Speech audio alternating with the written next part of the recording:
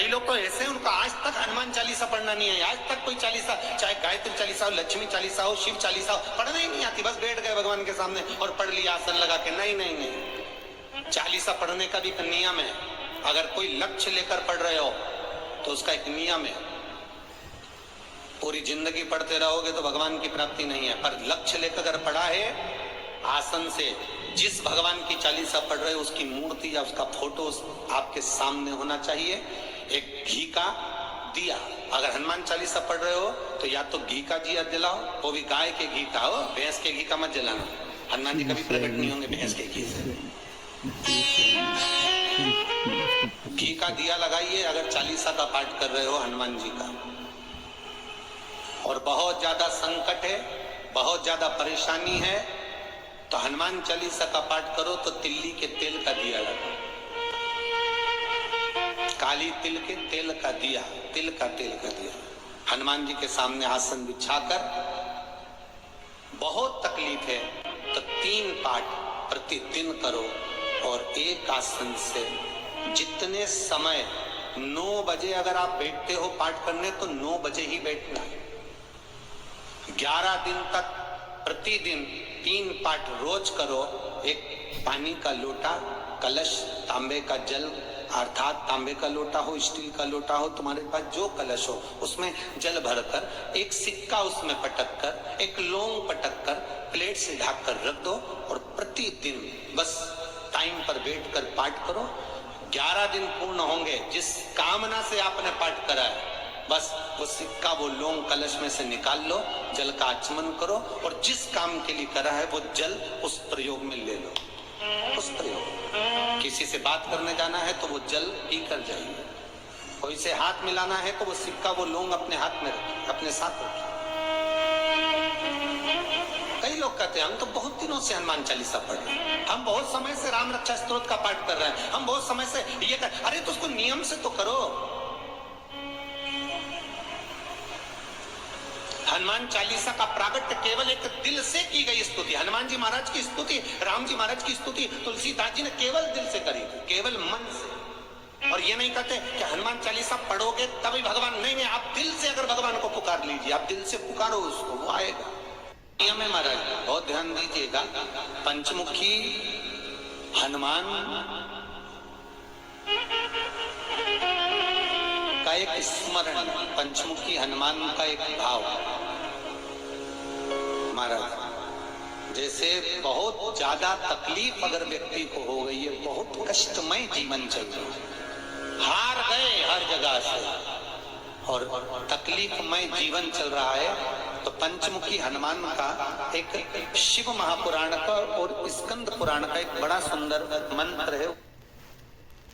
श्री शिवाय नमस्तुभ्यम, हर हर महादेव। आप सभी का मेरे चैनल धार्मिक वीडियो पर स्वागत है। पूज्य प्रदीप मिश्रा जी ने बताया है कि कभी कभी तो लोगों को हनुमान चालीसा भी पढ़ना नहीं आता, आसन बिछाया, किताब ली और पढ़ दिया, ऐसे हनुमान चालीसा का फल नहीं मिलता है। हनुमान चालीसा पढ़ने के लिए पहले हमें आसन बिछाना चाहिए, उसकी तस्वीर को सामने रखना चाहिए और एक लोटा जल लेकर दीपक लगाकर तब हमें हनुमान चालीसा का पाठ करना चाहिए, तब हमारी मनोकामना पूरी होती है।